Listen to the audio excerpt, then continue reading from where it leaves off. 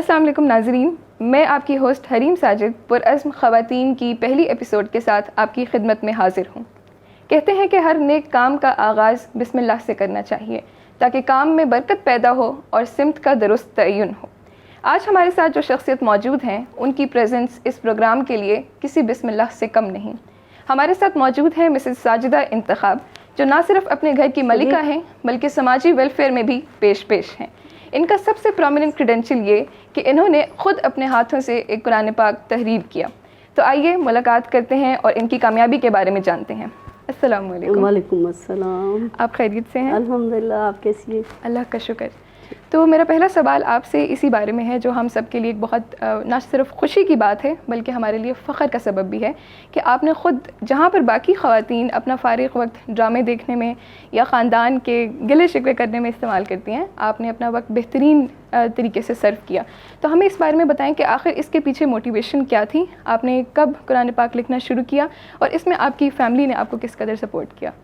Basically میں اگر آپ شروع سے بتاؤں تو میری تو ایجوکیشن تھرڈ ایئر میں میری شادی ہو گئی تھی، اور اس کے بعد بچے ہوئے، پھر میں نے گریجویشن کی، پھر ماسٹرز کیا، لیکن کریڈٹ سارا میرا جاتا ہے ماشاءاللہ میرے ان لاز کو بھی جاتا ہے، میرے فادر ان لا سب سے زیادہ، اللہ سبحانہ و تعالیٰ ان کو جنت الفردوس میں جگہ دے، تو ان کو جاتا ہے۔ اور بیسک ایجوکیشن یا بیسک آپ کا جو کانفیڈنس ہوتا ہے تو وہ تو میرے فادر نے بھی بہت زیادہ کیا، کیونکہ میرے جو گرینڈ فادر تھے تو وہ شہید اول ہیں، سید خادم حسین شہید اول، تو ان کی وجہ سے میرے ابو ہمیشہ یہ کوشش کرتے تھے کہ جس طرح ایک لڑکے کو نا بس آپ تقریریں کرا رہے ہیں تو ساتھ میں لے کے جا رہے ہیں، تو کانفیڈنس تو وہاں سے میرا آیا۔ اور میرے فادر ان لا بہت نیک انسان تھے، ان سے میں بہت امپریس تھی، وہ تہجد گزار تھے ماشاءاللہ۔ تو ایک دفعہ انہوں نے کلمی قرآن کا ذکر کیا، وہ کہنے لگے کہ اس طرح سے کلمی قرآن لینے کے لیے میں گیا ہوں مارکیٹ میں، تو 50,000 کی کوئی ایک کاپی مل رہی تھی، تو جو ایسے یعنی جو اس کے ورک پلٹنے سے وہ بوسیدہ ہوئی تھی تو وہ اس طرح ہو جاتی تھی۔ ہم نے ایسے بات کی، ادھر ہی پنڈی میں ہی تھے اس وقت پوسٹنگ تھی، تو ہم نے کہا کہ ہم خود لکھ لیتے ہیں۔ میرے بیٹے نے کہا، میرے فادر ان لا نے کہا، میری ایک اور فرینڈ تھی اس نے کہا، تو ہم لوگوں کی اتنے میں پوسٹنگ آ گئی کراچی۔ پھر میں نے سوچا شاید ان لوگوں نے سٹارٹ کر لیا ہوگا تو میں بھی کر لیتی ہوں۔ میں نے جو پہلا قرآن پاک لکھا تھا وہ بغیر ترجمے کا تھا، تو وہ میں نے پھر اپنے فادر ان لا کو ہی پریزنٹ کر دیا تھا، کیونکہ مجھے ان سے بہت محبت تھی، میں ان سے انسپائر بھی بہت تھی، تو سب کچھ میں نے سیکھا بھی ان سے۔ ویسے مجھے آنسو آ جاتے ہیں جب بھی ان کی بھی کا ذکر ہوتا ہے کبھی، تو وہ پھر اس کے بعد پھر میں نے کہا چلو ترجمے والا لکھتی ہوں۔ ٹائم تھا، الحمدللہ میں نے یہ مینیج کر لیا بچوں کے ساتھ ہی۔ ہسبینڈ باہر بھی تھے، لیکن ہسبینڈ میرے بھی بہت کوآپریٹیو ہیں، کبھی انہوں نے کسی معاملے میں نہیں روکا، اللہ کا شکر ہے، بلکہ ہیلپ کرنا بچوں کے معاملے میں، گھر کے معاملے میں، کسی بھی معاملے میں نا اللہ کا احسان ہے الحمدللہ۔ الحمدللہ۔ یعنی آپ جب ہم یہ کہتے ہیں کہ ایک کامیاب مرد کے پیچھے ایک عورت کا ہاتھ ہوتا ہے، تو آپ یہ کہتے ہیں ایک کامیاب عورت کے پیچھے پورے خاندان کا ہاتھ ہوتا ہے، پورے خاندان کا، ہر رشتہ دار کا، ہر رشتہ دار کا، بالکل ہر رشتہ دار کا ہاتھ ہوتا ہے۔ میں پہلے تو میں نے بتایا نا کہ میں سب سے زیادہ میں اپنے فادر ان لا سے انسپائر ہمیشہ ان سے، کیونکہ وہ ایک تو ہمارا معاشرہ بھی ایسا ہے، وہاں پہ وہ تھے بھی یعنی ایز اے جسٹس آپ کہہ سکتے ہیں، میں تو ان کو ایز اے جسٹس ہی کہتی تھی، ہر ایک فیصلے کرانا سارا کچھ کرانا، لیکن سب سے بڑی بات یہ کہ وہ برداشت کرتے تھے، ہر ایک کو معاف کرتے تھے اور رشتوں کو لے کے چلتے تھے۔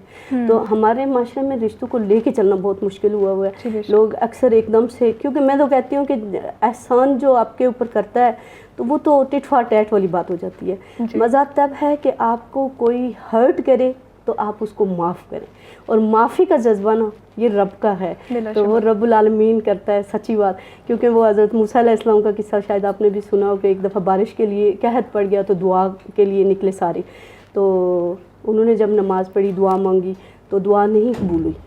اللہ سبحانہ تعالیٰ سے موسیٰ علیہ السلام نے، کیونکہ موسیٰ کلیم اللہ تھے، انہوں نے پوچھا کہ رب العالمین یہ کیا معاملہ ہے، تو اللہ سبحانہ تعالیٰ نے کہا کہ آپ کی مجلس میں ایک ایسا بندہ ہے جو 40 سال سے گناہ کرتا رہا ہے اور اس نے کبھی گلٹ نہیں فیل کیا، تو اس وجہ سے اس کی خاطر میں آپ کی دعا نہیں سن سکتا۔ موسیٰ علیہ السلام نے پھر وہاں پہ اعلان کیا اور کہا کہ پلیز جو بھی ایسا بندہ ہے تو یہاں سے نکل جائے، اور اس 1 منٹ کی بات آپ دیکھیں کہ اس بندے نے اپنے رب سے کہا کہ رب جو جب تو نے میرا پردہ 40 سال تک رکھا اب پھر پردہ ڈال دے.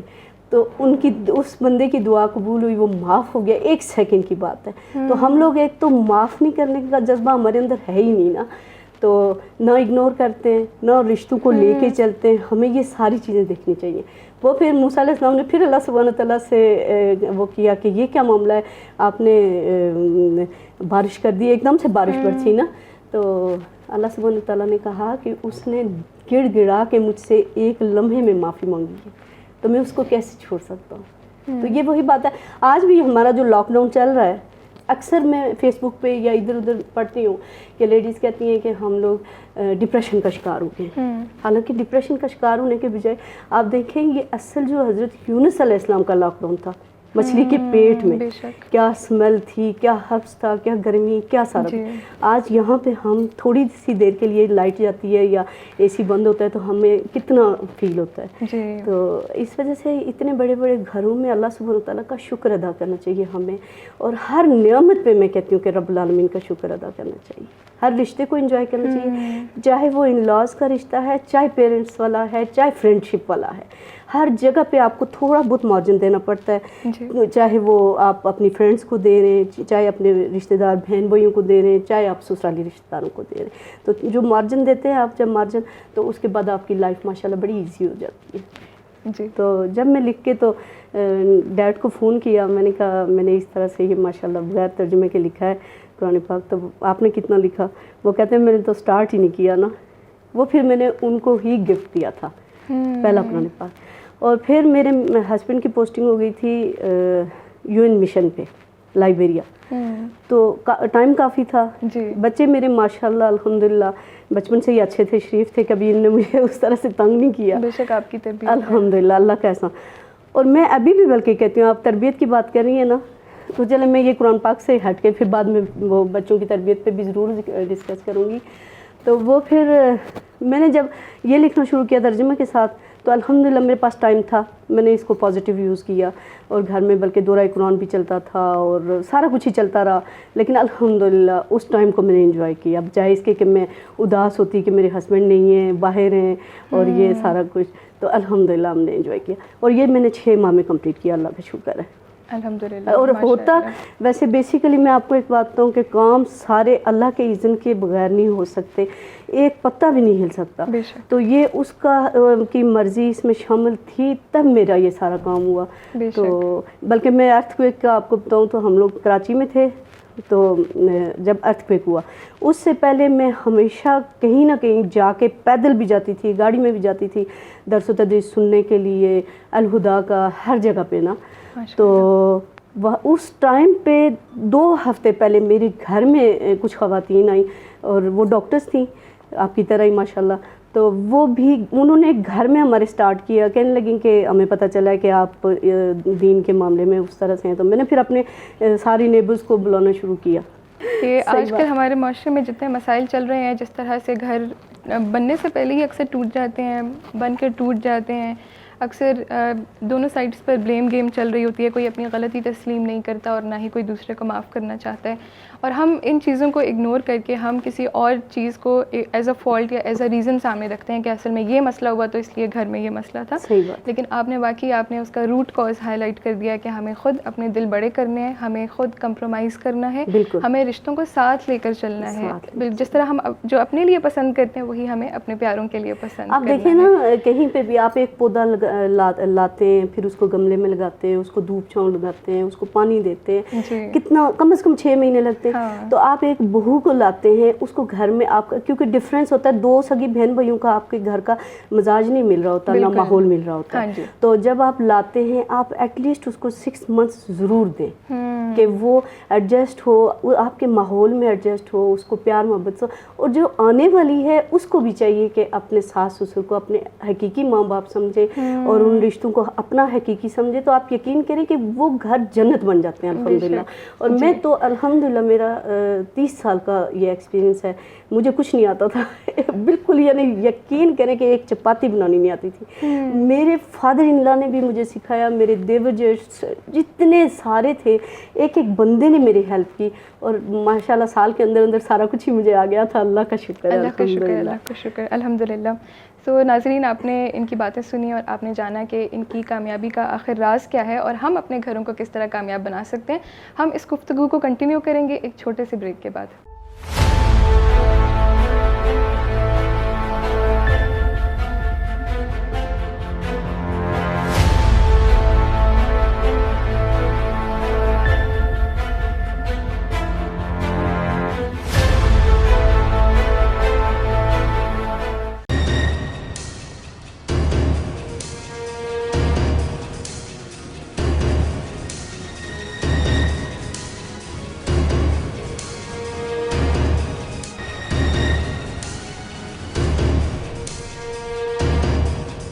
یہ دنیا کے لیے چشم کشا ہے. سید علی گیلانی کی جو علیحدگی ہے حریت کانفرنس سے, وہ اپنے لوگوں سے ناراض ہے.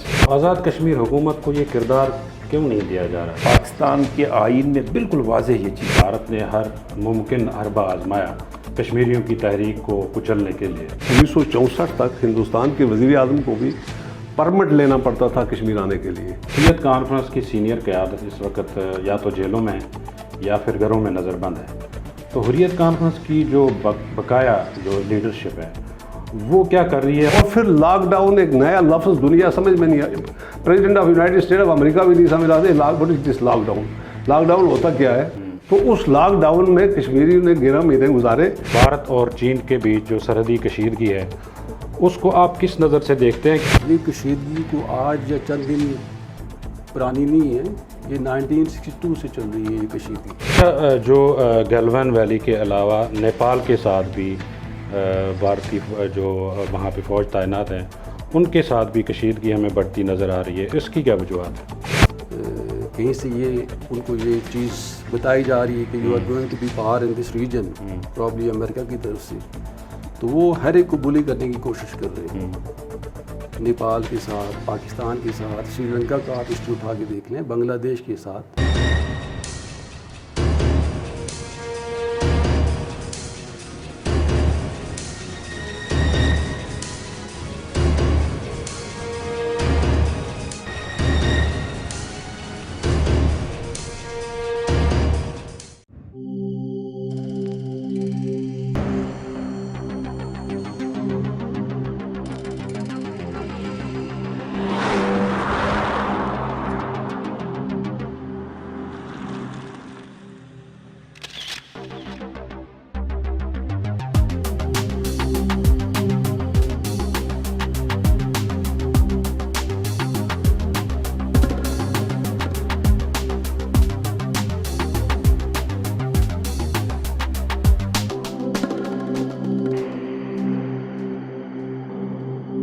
یونیک موٹرز, نئی اور پرانی گاڑیوں کی خرید و فروخت کا بااعتماد ادارہ, فلاور مارکیٹ, F10 مرکز, اسلام آباد.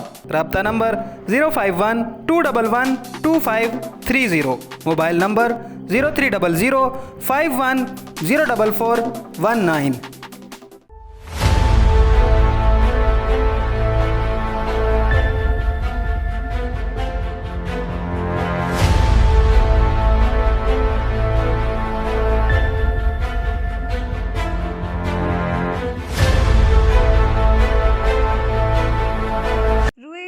پر نوع انسانی کی بقا کا سفر کسی ایک صنف کے دائرہ اختیار سے باہر ہے. مرد چاہے جس بھی رتبے, جس بھی حیثیت کا حامل ہو, کسی نہ کسی خاتون کا مرہون احسان ضرور ہوتا ہے. چار دیواری کو گھر بنانے سے لے کر معاشرتی نظم و ضبط تک, سیاست, معیشت, عدلیہ, فوج, سائنس, فنون لطیفہ اور دیگر شعبہ زندگی میں خاتون کے کردار کی اہمیت سے کسی کو انکار نہیں.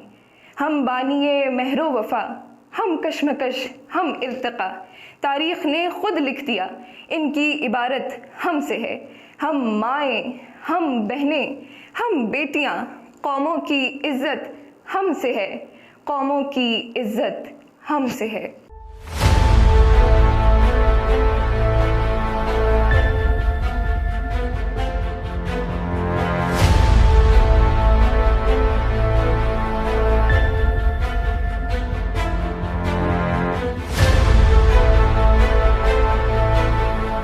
ویلکم بیک ناظرین. ہم مسز ساجدہ انتخاب سے ان کی زندگی کے سیکرٹس جان رہے تھے اور یہ کہ ہم کس طرح سے اپنی زندگیوں کو ان کے جیسا کامیاب بنا سکتے ہیں.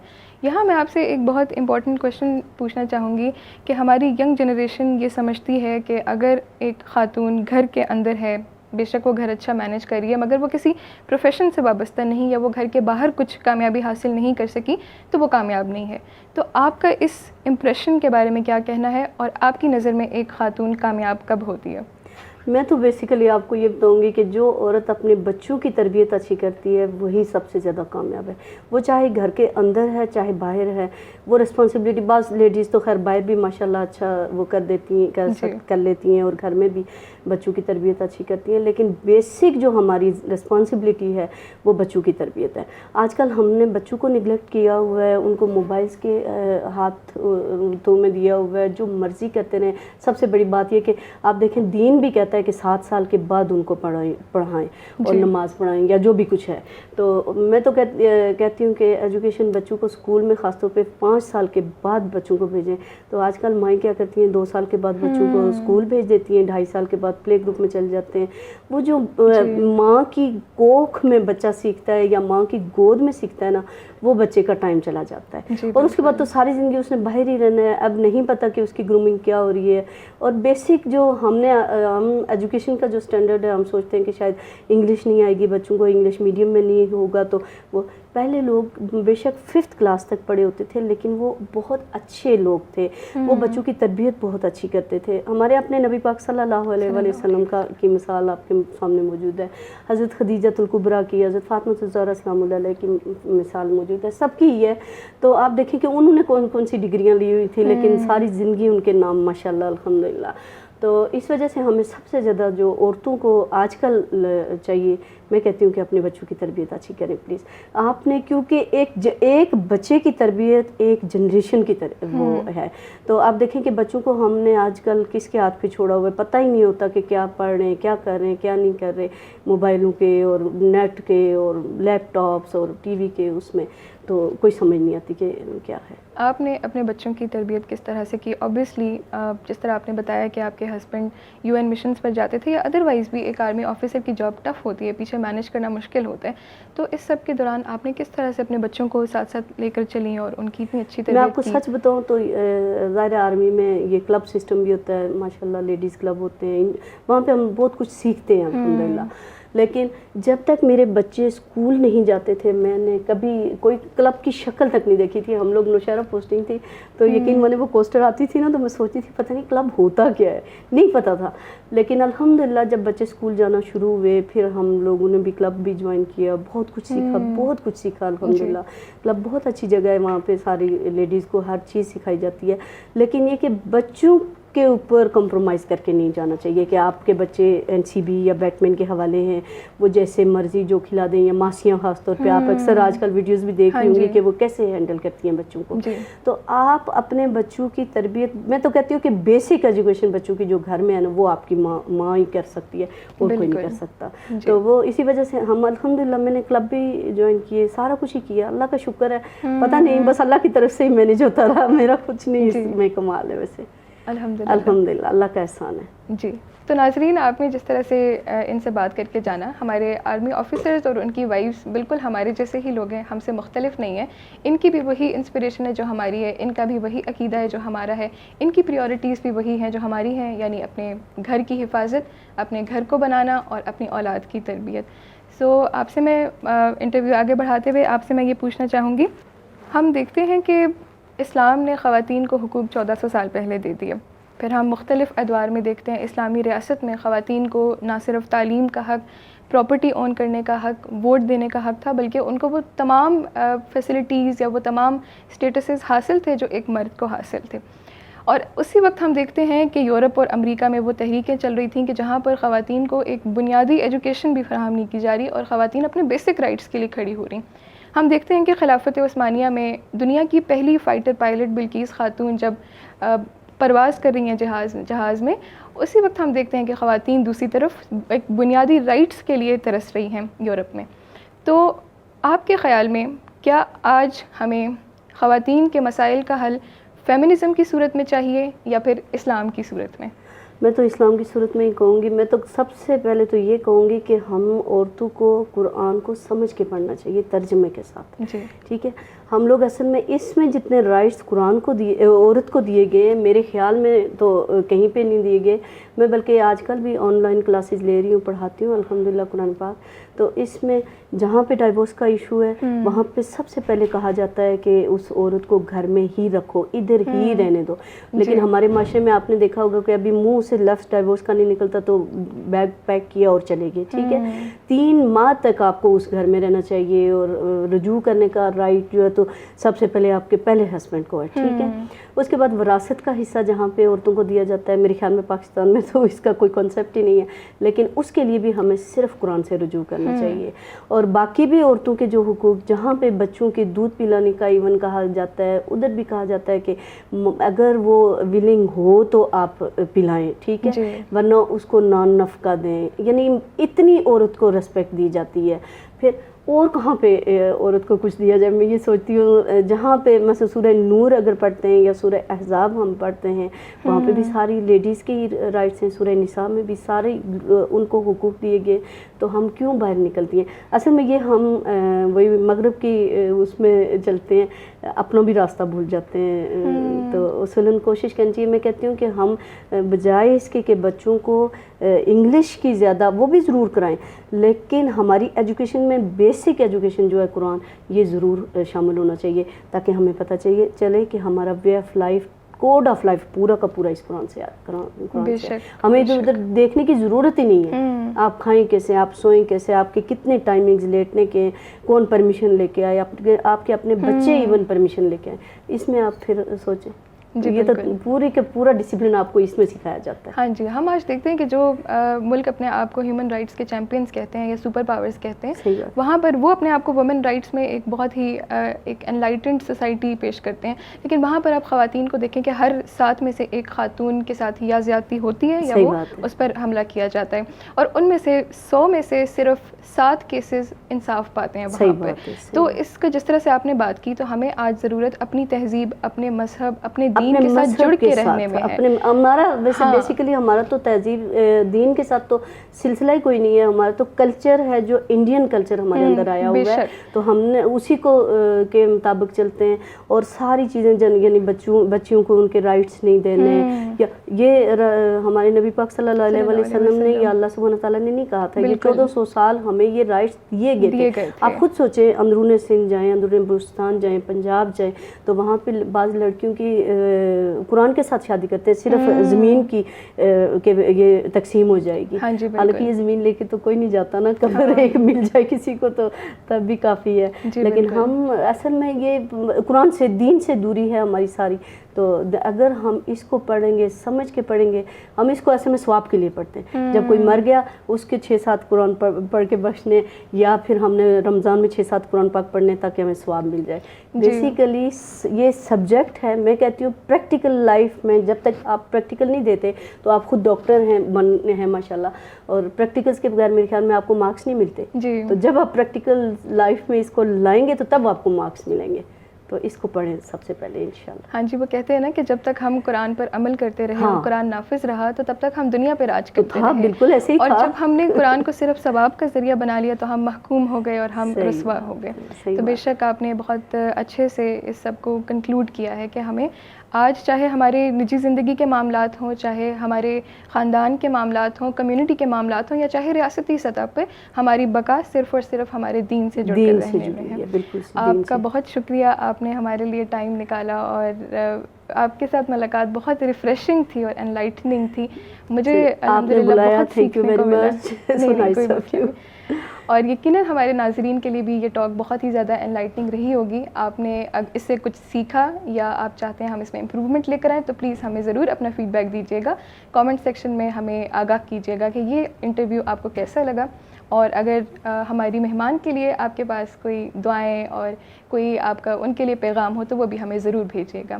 آپ کا بہت شکریہ. انشاءاللہ اگلی ایپیسوڈ میں ایک اور شخصیت کے ساتھ ملیں گے. السلام علیکم.